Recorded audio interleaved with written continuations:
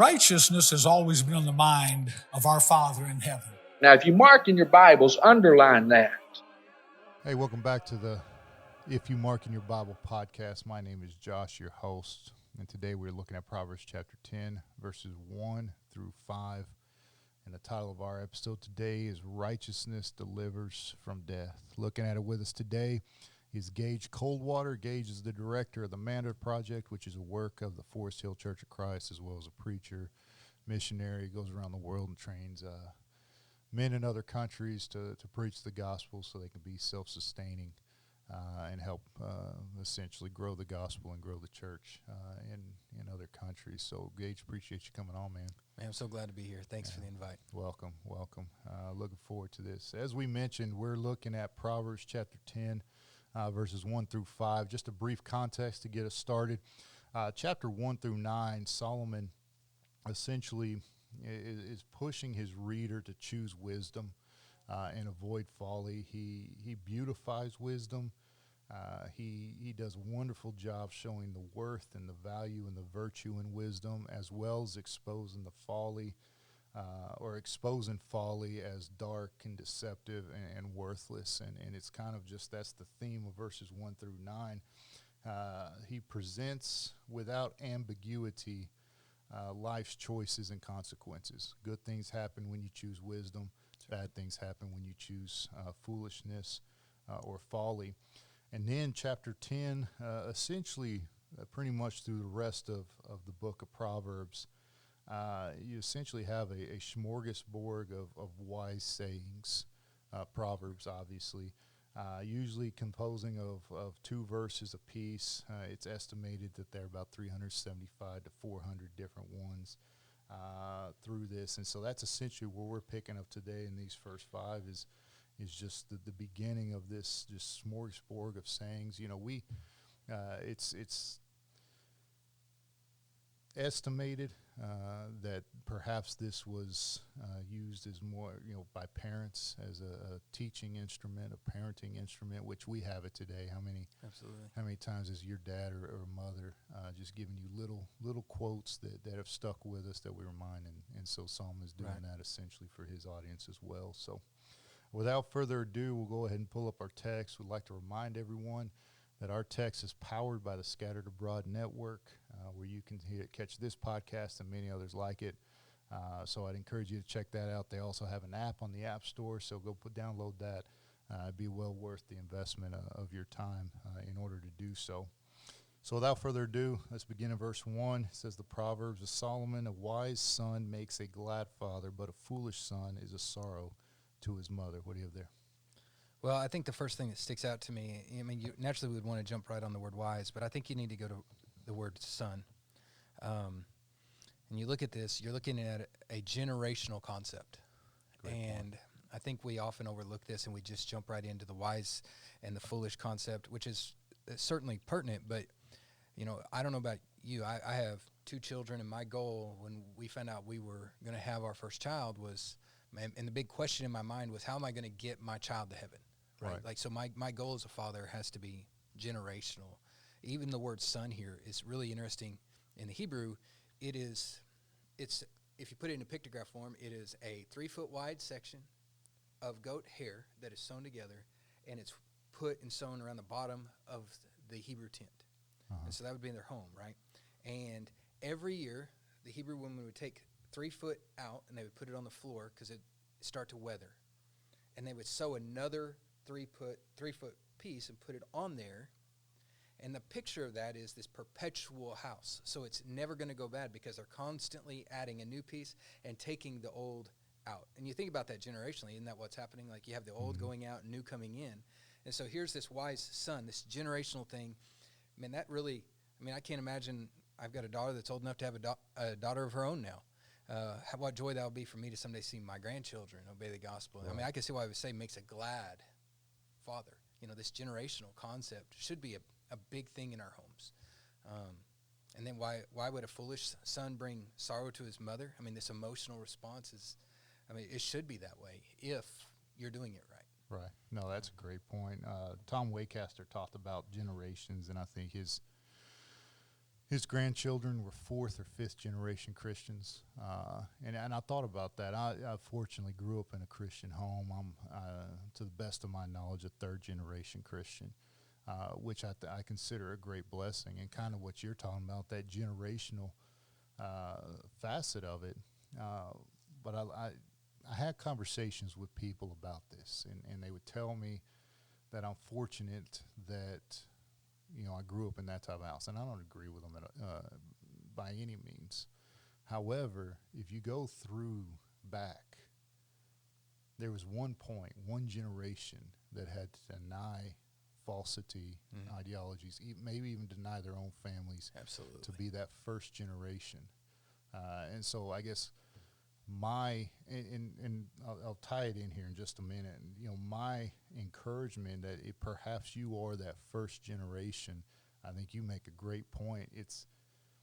Don't focus on what could have been. It's that generation that follows that you're influencing. I'm where I'm at today because somewhere in the past someone made that decision and gave me this luxury. And so I think that's one way to look at it.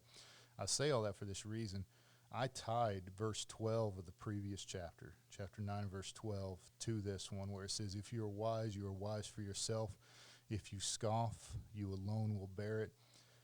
And I put this comment, we make the choice alone, but we don't bear the consequences by ourselves. That's right. And that's the thought here, is that the wise son is bringing positive. He's making the choice his own, but he's bringing a positive consequence to his father, as well as the antithesis. The foolish son makes a choice on his own, right. And unfortunately, the mother suffers. And I'm just going to real quick. I remember back when I don't know if it's social media, when you took a baby picture and then you reenacted it in modern day. I don't know if you remember that. Yeah. But if I remember a father kind of he was kind of cycling through the social media platforms, showed a picture of his daughter before she began to suffer with addiction, and then took a picture, the last picture he took with her, and he had this excerpt that essentially made the point about her choosing to get into drugs, forming this addiction, and then he made the point that he walked out one day, and he was either on the porch or in the yard. He found her essentially dead on it, and that's the perfect illustration in this instance. The daughter chose to participate in this type of lifestyle on her own, but it was her father who was suffering at this particular moment, and I think that illustrates this. What else you have? Well, I mean, I can't think of a worse thing than to know my children are lost. Right. And I can't think of a greater thing than to know my children are saved. Absolutely. And so righteousness has to be a generational concept. God's way is always right? Absolutely. And there's never a time when God's way hasn't been the most perfect way. And I think you see that throughout the whole text here. I mean, I can remember my grandmother, Coldwater. She died during COVID, and she was in a nursing home. I went to visit her in Beaver, Oklahoma, and we were sitting there talking. She was holding my hand, and she said the greatest treasure that she had was knowing that her grandson was carrying on, because I figured up I'm a 9th generation Christian. Wow. Was carrying on family heritage of being faithful. And you think of this, treasures gained, verse 2, by wickedness do not profit, but righteousness delivers from death. I mean, you could tie all that together and see how that all really is this beautiful picture of righteousness and how good it actually is, and what a beautiful thing it is. No, that's a great point. And this verse 1, tends to run through essentially at least these first 5. Absolutely. Underline, before we move on, underline foolish. The literal term there is stupid. But this isn't a lack of intelligence. This is intellectual laziness. Mm-hmm. In other words, it's not a lack of knowledge. It's having the knowledge, but not considering the consequences or not applying the knowledge the way that it should be. So a big difference here between this and just ignorance in general. The antithetical parallelisms that we're going to see real quick, and we're going to see it here as we go throughout, is to show the absolute nature of everything we say. And the point we want to draw, well, we'll get that in just a minute. But let's read verses 2 and 3. It says, treasures gained by wickedness do not profit, but righteousness delivers from death. The Lord does not let the righteous go hungry, but he thwarts the cravings of the wicked. What do you have there? Well, I think you're looking, you talk about the antithesis of it. You look, you can go back to verse 1 and keep going through here. Foolishness to sorrow, wisdom to gladness, treasures of wickedness, no profit, righteousness delivers from death. And you can draw a line to each of those. And there's consequences and repercussions for everything in life. Right. Everything. I mean, it's even a scientific rule, right? So when you look at this, we can't think that our actions never are going to come out. Numbers 32, be sure your sin will find you out, but also your righteousness will find you out too. Great point. And we always point out the wickedness finds us out, but I think our righteousness, it heaps back upon us as well. And, he doesn't let us go. So you can look here, and I've got highlighted in my text all the places where God's grace is shown. I mean, you look at verse 1, you got this wise son making a glad father. I've got makes a glad father highlighted. Verse 2, you got delivers from death. You got verse 3, the Lord does not let the righteous go hungry. And, of course, you could tie Psalm 37:25 to that. You go to verse 4, he makes rich. Verse 5, he gathers in summer is a prudent son. Verse 6 is blessings. Verse 7, blessings. And so on and on it goes. I think sometimes we forget about the repercussions of righteousness. Right. Like we always talk about the repercussions of sin, consequences of sin, but That's I think righteousness has consequences as well that are beautiful. Absolutely. We would call them blessings. Right. But there's absolutely God's way is best and man's way is worst. And you have a choice to make every day. And so, he's gonna be involved in our life in one way or the other. And we make the choice how he's involved. Is he going to protect us and provide for us, or are we going to be looking on the punishment side? And I think really that's kind of what verse 3 is getting at. He's going to do his job, but if you go against him, he's going to be against you. He's going to thwart your way. No, that's a great point. And I like that you mentioned highlighting the benefits of righteousness as much as the punishment of wickedness. I think that's a lesson for our evangelistic efforts. Maybe sometimes we want to tell people what they're doing wrong. We have a tendency to do that. And I'm not saying there's, judging righteously and condemning based on God's word is necessary. We're commanded to do it, but I think there should always be that opportunity of something better. And I made this point in Bible class the other day, that if we're going to condemn somebody of what they're doing wrong, I think we fall short if we do not at least evangelize to them what they can do to make it right. That's right. I think we fall short as Christians if we're going to leave that portion out. So we get back to this antithesis parallelism that we talked about, and as I went through this, kind of thinking about it, it draws the absolutes by emphasizing what happens to both sides, rather than just saying, good happens to the righteous and leaving us through implication to understand bad happens to the wicked. It actually highlights that to draw the absolute nature of it. So, for example, here, treasures gained by wickedness do no profit, but righteousness delivers from death. The thought here is that righteousness, there's never an instance where being righteous doesn't have a profit. Right. And there's never an instance where wickedness has deliverance. And it goes throughout. The Lord does not let the righteous go hungry. So there's never an instance where the righteous is in poverty, true poverty. Yeah. And there's never an instance where the greedy or the one craving is sustained by God in the true sense of it, not the worldly perspective, but from the eyes of God. And so Solomon does a great job of pointing that out. Circle that word craving in verse 3. And it literally means soul of, and the literal Hebrew is throat or breath, whereas in craving literally means the desire to be beautiful.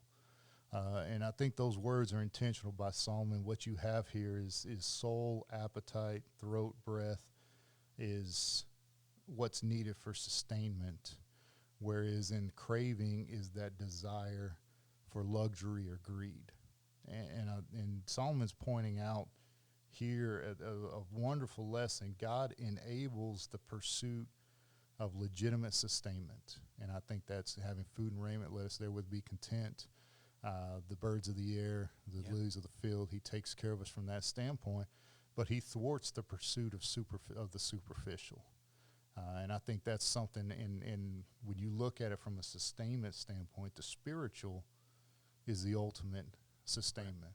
So anything that has that as its nucleus or as its main goal, there's no inhibitions by God. If that's our true desire, is to glorify God and serve Him, then there's not going to be any type of obstacle as far as now. He might guide us, He might put trials on us so we grow, but that's not going to be thwarted by God. He's going to work with us, and you made that point. He's going to be involved either way. Is He going to try and stop us, or is He going to help us push on? What else? Yeah.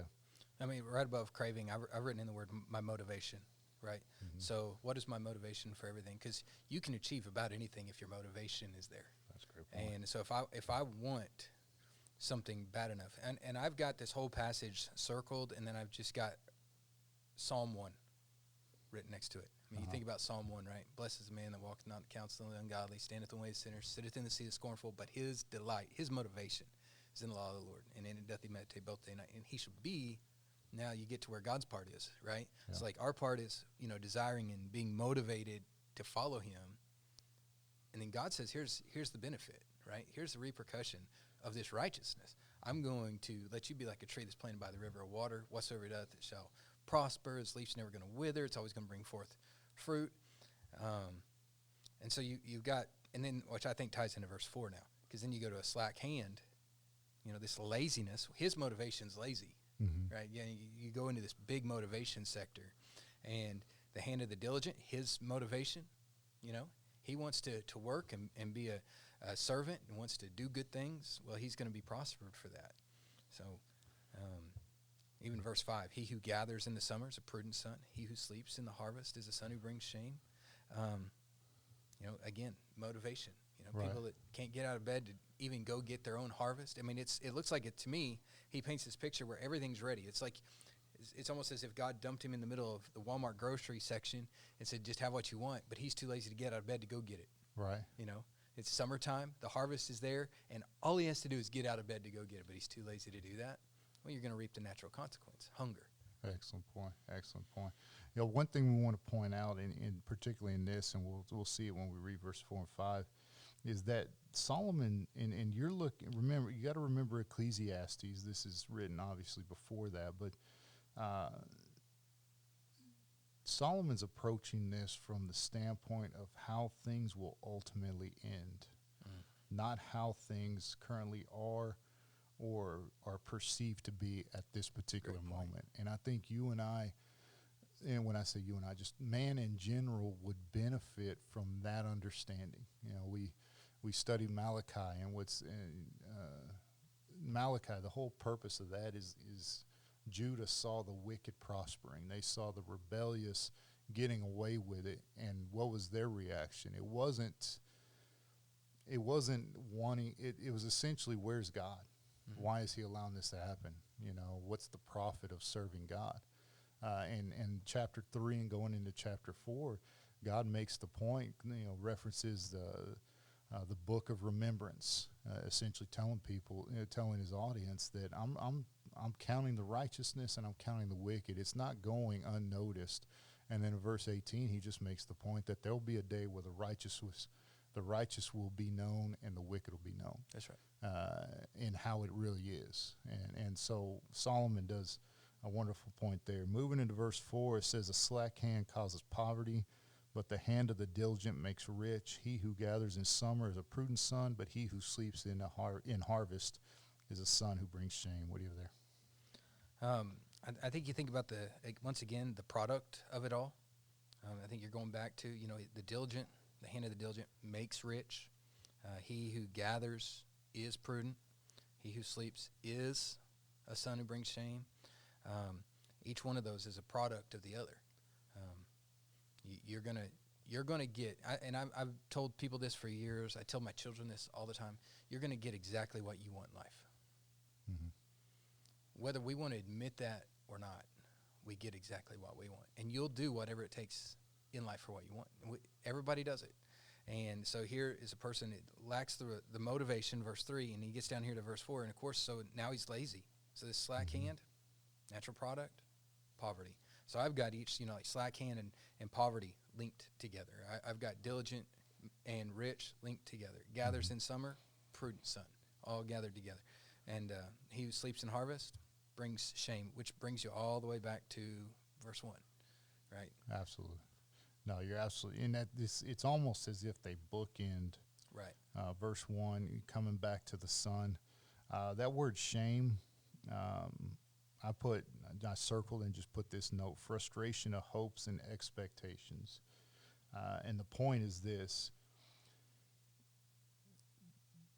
the one who sleeps in the harvest is one who knows better. He was taught better. That's right. And again, this goes back to the thought of foolishness in verse 1 being stupid. It's not a lack of intelligence. It's essentially lazy intelligence. It's not taking the knowledge you know and putting it to good use. It's useless to know what you should do if you're not going to do it. That's right. It's a waste. Absolutely, and that's what it is here too. Solomon's removing all excuse. You can't say, well, I didn't know how to do this. I didn't know. No, you know what to do. It's you won't do it. And like you said, planting someone in the middle of Walmart's grocery section, you know you need food. You know the food is where it's at, but you won't pursue it.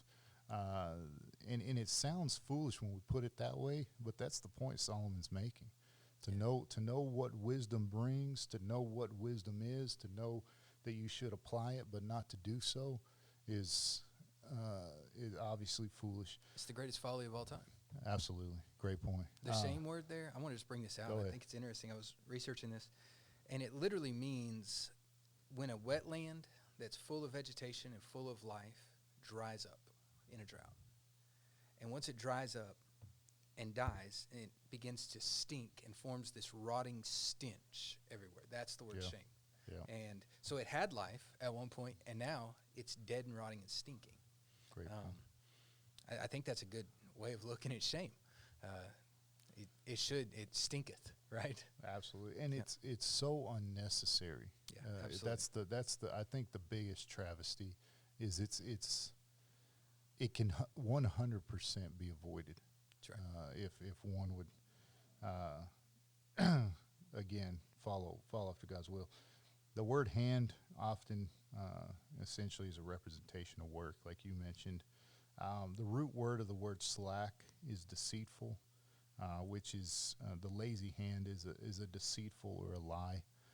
You think of it just from an employer-employee perspective.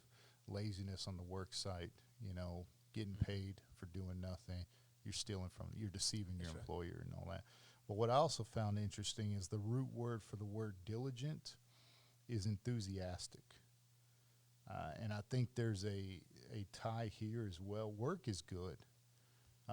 You look, before sin entered the world, Adam was still working in the garden. You go to Genesis chapter 3 after sin, after he and Eve sinned. The punishment wasn't that you would now have to work. Work was already taking place. You Absolutely. Look, the creation, God worked. What the punishment was is your work would now become more difficult. And so I think we live in a society today where work is ridiculed. It's looked at in a negative sense. Absolutely. And Solomon here, and I think it's just been the case, and you look at when countries have flourished, the citizens had a desire and for lack of a better term, a pride in the job they were doing. They appreciated their job. They wanted to be a good employee. They wanted to represent themselves well. They wanted to put in an honest day's work so that they could go home and reap the benefits of their labor. That's lost, it seems, at least in certain parts of the world today. And when you look at those areas, that's when you see foolishness, you see decay, the stench of shame, like you mentioned. You look at land that's just allowed to go unworked. What happens is just it turns into chaos, like you mentioned. But the work keeps things in order. So you have anything else? Well, I can't help but think about Nehemiah, right? Absolutely. So they accomplished so much. Why? Because people there's a mindset to work. Very It good. says they had a mind to work, and I think it still goes back to that idea of the craving and the desire. If you're going to be diligent, it's because you've got this mindset that says, I want to do something good. I don't know about you, but it bothers me. I'm not good at Saturdays, days off. I'm not good at those. I get in trouble sometimes because my wife's like, man, we ought to relax and do things, and I just want to go and do things. It bothers my mind because that's what I want to be doing is working. And I think it was ingrained in me from my father. Go back to verse 1 again, right? Yeah. This thing that's generationally passed on. This son who doesn't do that, he brings this shame. He doesn't have calluses on his hands. He's probably, entitled feeling, wanting, all these things could come to mind because that's kind of the product. And really you look at the progression of how that goes, right? I even heard a young man not long ago say, he wasn't going to get a job because he didn't want to be a work slave. And I said, what's a, I think he called it a wage slave. I said, what's a wage slave? And he said, well, somebody that has to work to earn a living. Right. What other way do you get a living? And he said, well, the government. Well, that's a pretty dangerous mindset. He's probably the guy that won't get out of bed to go harvest, right? In the summer. God calls us to a higher standard, a standard that wants to be like him. Well, that's a great point. No, you're absolutely right. And, just to counter that mindset, there's never an instance where you see someone in the Bible show slothfulness or laziness and be pleasing to God. Yeah. And again, very in the beginning, God created. That's a work statement. That's right. Absolutely. It starts with work. You look at the mission of Jesus during his time on this earth. He worked. In fact, John 17, I accomplished the work that thou gavest me to do. You look at the apostles, Paul, for example, and the work that they put in. Yeah. We're looking at it mainly from the secular sense of earning our wages, providing for our family. And again, the Bible touches on that. If a man will not work, neither should he eat. There is that responsibility of a man to work and provide for his family. But then take it to the spiritual realm as well, in the sense that, Christ died on the cross and provided opportunity of salvation so that you and I could work in the church. And I think, I have a great deal of admiration and respect for someone who retires from a secular job, and when hey, how's it going? Now I'm going to put in more time in the service of God's kingdom. That's right. There's a beautiful thing about that. You have anything else before we close? I think you hit on it. The whole point of all this is, our physical always impacts the spiritual. Great point. And our spiritual always impacts the physical. And if you're not minded spiritually, that's why Paul would, end his letter to Timothy, his first letter to Timothy, 1 Timothy 6, he would say, charge them that were rich in this world to not be high-minded, but rather to not trust in certain riches, but in the living God. Where do we put our motivation and in our trust? Then he tells them in verse 19, he says, I want you to lay up for yourselves treasures, a good foundation for time to come, that you may have the ability to have a hold on eternal life. That's the whole point. Like, Great. My whole goal in everything I do should be to get to heaven.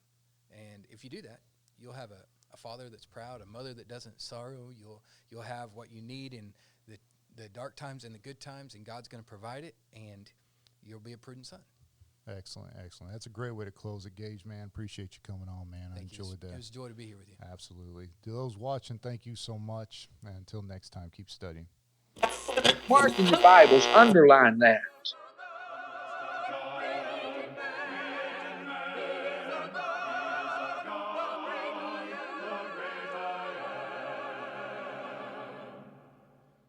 Thank you for listening to this episode of the If You Mark in Your Bible podcast on the Scattered Abroad Network Master Feed, a work of the Memphis School of Preaching. Be sure to check the episode notes below to find out how you can connect with this podcast and many others like it via the various social media outlets, and also look for the link to our website, ifyoumarkinyourbible.com. Also, be sure to follow the Scattered Abroad Network Master Feed wherever you enjoy listening to your podcast, so you don't miss the release of this podcast and others like its new episodes, which are released daily.